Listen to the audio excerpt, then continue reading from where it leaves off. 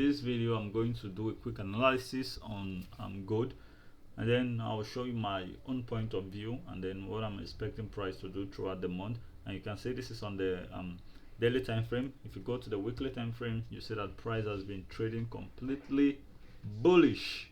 Gold is always bullish. Okay, this is the overall trend, and then we have been heading upward. Okay, so if you're planning to buy, you have to wait for gold to come to a discount area or an institutional reference point before joining the buy.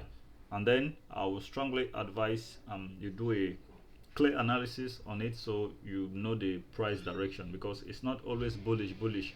If you look at this candle, you can see that we are rejecting, which means price is trying to trade into an internal range liquidity. So let's go back to the daily time frame.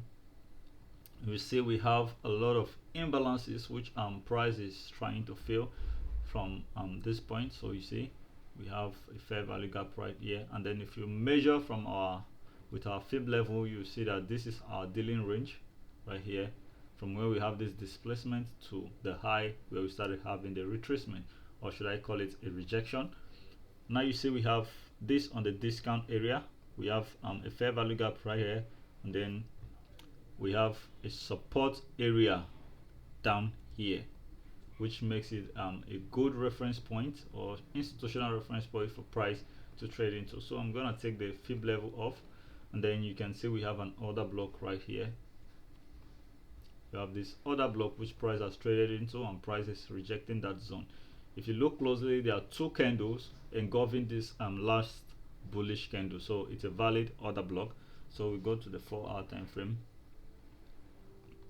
From the 4-hour time frame, in confluence with our order block, we have what we call the inverse fair value gap right here.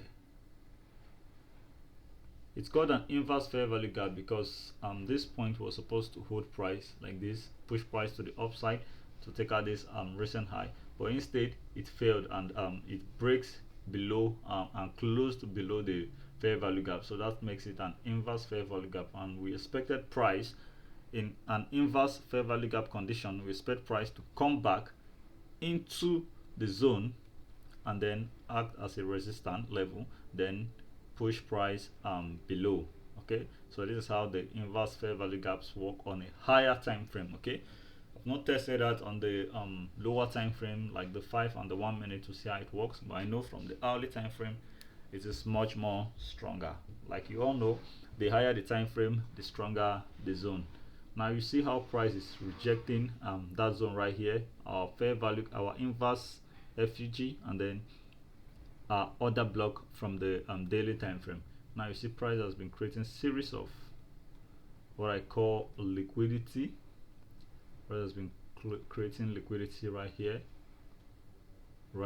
and then price is seeking to take out all of this liquidity. And when that happens, price is most likely going to retrace back into an internal range liquidity before dropping below. Now if you look again by your left, you always look at the left hand side. Below those liquidity, we have a fair value gap. Okay, price was initially supposed to trade at least 50% into that. Let me use the gain toolbox to do that, so you can spot the 50%. So you see 50%, but all this hasn't crossed even up to 50% of it. Just a tap on it, displaced, tap on it, displaced, and then you can see this candlestick. You don't need anyone to tell you that this candlestick is gonna push price lower. Okay, so we go down to the next time frame, which is the 1-hour time frame. So you see what price is doing. So I'll be anticipating price to sweep all this liquidity and then displace and retraces back into an internal range liquidity, which is this fair value gap. Okay, so you see how price is strongly displacing from that zone. So if price